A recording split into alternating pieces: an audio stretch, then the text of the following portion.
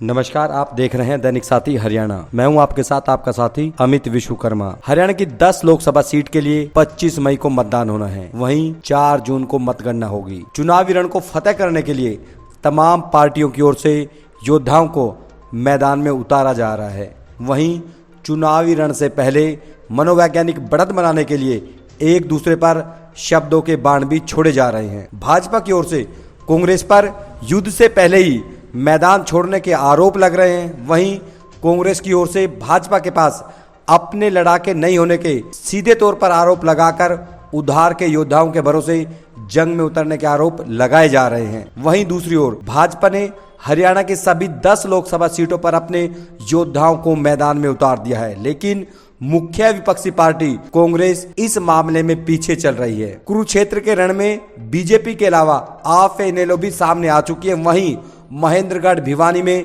JJP ने भी कांग्रेस छोड़कर आए योद्धा को मैदान में उतार दिया है।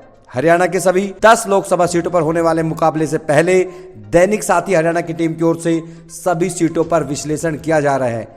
इस कड़ी में आज सबसे पहले चर्चा करेंगे हरियाणा व देसी नहीं विश्व पटल पर आईटी हब के रूप में विख्यात गुरुग्राम लोकसभा सीट की। वर्तमान में इस सीट से भाजपा की ओर से एक बार फिर से अपने पुराने योद्धा राव इंद्रजीत सिंह पर दाव लगाया गया है। उम्मीदवार की घोषणा से पहले वर्तमान सांसद की बेटी आरती राव का नाम भी चला, लेकिन राव खुद ही मैदान में उतरना चाहते थे। वहीं टिकट को लेकर मुकाबला भाजपा संसदीय बोर्ड की सदस्य डॉक्टर सुधा यादव व पर्यावरण मंत्री भूपेंद्र यादव के साथ भी हुआ, लेकिन आखिर में उम्मीद के मुताबिक बाजी राव के नाम ही रही। गुरुग्राम सीट पर भाजपा को छोड़कर किसी भी पार्टी ने अपने उम्मीदवारों के नाम की घोषणा नहीं की है। ऐसे में भाजपा उम्मीदवार अपने हथियार को धार देने में लगे हुए हैं। वहीं गुरुग्राम लोकसभा सीट पर कांग्रेस के वरिष्ठ नेता कैप्टन अजय सिंह यादव लगातार गुरुग्राम लोकसभा क्षेत्र में पड़ने वाली सभी 9 विधानसभा सीटों पर तैयारियों में जुटे हुए थे, लेकिन कांग्रेस प्रभारी ने प्रत्याशियों से आवेदन मांगे तो बिफर गए और अपनी चुनावी तैयारियों पर ब्रेक लगा दिया। ये कैप्टन के भविष्य की राजनीति का हिस्सा कहें या फिर वास्तव में आवेदन मांगे जाने की नाराजगी, यह तो आने वाला समय ही बताएगा। लेकिन विपक्षियों को यह कहने का मौका जरूर मिल गया कि कांग्रेस के उम्मीदवार हार के डर से मैदान छोड़ रहे हैं। यूं तो कैप्टन अजय सिंह यादव को ही गुरुग्राम लोकसभा सीट से कांग्रेस का सबसे प्रबल उम्मीदवार माना जा रहा था, लेकिन बाद में महेंद्रगढ़ से विधायक राव दान सिंह, कांग्रेस कार्यकारी प्रदेश अध्यक्ष जितेंद्र भारद्वाज, फिल्म अभिनेता राज बब्बर ही नहीं, जिन लोगों ने पंच तक के चुनाव नहीं लड़े, रेवाड़ी निवासी महेंद्र छाबड़ा जैसे लोगों के नाम भी सामने आए। कैप्टन भी इसी को लेकर अपना दर्द जाहिर कर चुके हैं। वहीं इनेलो, जजपा व बसपा की ओर से भी अभी तक अपने पत्ते नहीं खोले गए। ऐसे में भाजपा उम्मीदवार को चुनावी रण में विरोधी दल के लड़ाकों का इंतजार है। अब नजर डालते हैं गुरुग्राम लोकसभा सीट के आंकड़ों पर। गुरुग्राम लोकसभा क्षेत्र में 9 विधानसभा सीट हैं। इनमें रेवाड़ी, नूंह, पुन्हाना, फिरोजपुर, झिरका सहित 4 विधानसभा सीट पर कांग्रेस का कब्जा है। वहीं गुरुग्राम, बावल, पटौदी व सोहना विधानसभा सीट पर बीजेपी के विधायक है।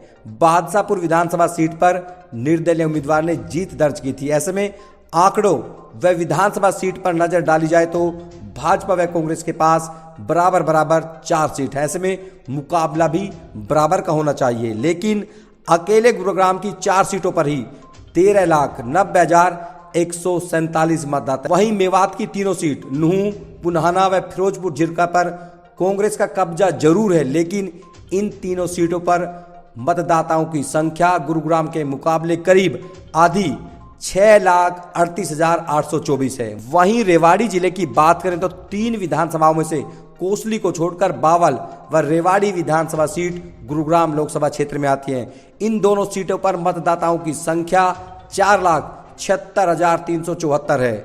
ऐसे में इस बार गुरुग्राम लोकसभा सीट पर 25,05,345 मतदाता अपने भविष्य विधाता को चुनेंगे। हालांकि अगले 2 महीनों में मतदाताओं का आंकड़ा बढ़ सकता है। अब बात करते हैं 2019 लोकसभा चुनाव की। 2019 लोकसभा चुनाव की बात करें तो अहिरवाल के 2 दिग्गज चुनावी रण में आमने सामने थे। भाजपा की ओर से गुरुग्राम लोकसभा सीट पर राव इंद्रजीत सिंह तो कांग्रेस की ओर से कैप्टन अजय यादव के बीच कड़ा मुकाबला होने की उम्मीद जताई जा रही थी, लेकिन कांग्रेस के योद्धा कैप्टन अजय सिंह यादव को अपने ही गढ़ रेवाड़ी विधानसभा सीट पर 85,101 मतों से करारी शिकस्त का सामना करना पड़ा। कैप्टन को जहां महज 34,811 वोट मिले, वहीं रेवाड़ी के लोगों ने राव के लिए बम्पर मतदान करते हुए 1,19,912 वोट दिए। वहीं बावल में कैप्टन को 26,500 तो राव को 1,16,493 वोट मिले और कैप्टन यहां पर 89,993 वोट से हार गए। गुरुग्राम लोकसभा सीट पर कैप्टन को जहां 39,520 तो राव को 1,62,627 वोट मिले, यानी कैप्टन से करीब करीब 4 गुना, और राव आसानी से 1,30,107 मतों की लीड बनाने में कामयाब रहे। बादशाहपुर में भी राव ने अपनी बादशाहत बरकरार रखते हुए रिकॉर्ड 1,42,950 वोट से लीड किया। वहीं पटौदी में कैप्टन को महज 26,062 वोट ही मिल सके। यहां पर राव ने 94,820 वोट से जीत दर्ज की। वहीं दूसरी ओर मेवात आते ही राव के भाव भी कम हो गए। यहां की तीनों सीटों से कैप्टन अजय सिंह यादव अजय रहे। फिरोजपुर झिरका में कैप्टन को 81,870 वोट मिले, जबकि राव को महज 22,267 वोट ही मिल सके। यहां पर कैप्टन ने 59,603 वोट से राव को हराकर बाहर का रास्ता दिखाया। वहीं फिरोजपुर झिरका में कैप्टन ने 81,858 मतों से राव को करारी हार चखाई। वहीं नू में भी राव कैप्टन के सामने नहीं टिक पाए और 47,858 वोट से हार का सामना करना पड़ा। लेकिन सोहना में आते ही हार से खराब हुआ राव का टेस्ट 35,800 वोट के अंतर से जीत में तब्दील हो गया। ऐसे में देखा जाए तो मुस्लिम बाहुल मेवात में जहां पर कैप्टन ने एक तरफा जीत दर्ज की, वहीं बाकी 6 विधानसभा सीट पर कैप्टन मुकाबले में भी नजर नहीं आए थे और पूरे मुकाबले में राव इंद्रजीत सिंह ने 3,86,256 वोट से कैप्टन को करारी शिकस्त दी थी।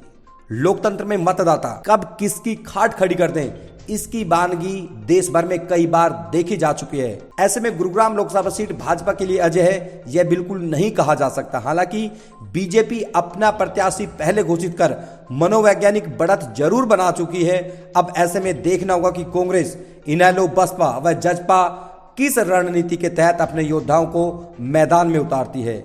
कल फिर एक बार फिर से किसी अन्य सीट के साथ हाजिर होंगे। तब तक के लिए नमस्कार। आप देखते रहिए दैनिक साथी। वहीं सभी दर्शकों से अपील है कि गुरुग्राम लोकसभा सीट पर भाजपा, कांग्रेस व अन्य दलों की स्थिति को लेकर कमेंट जरूर करें।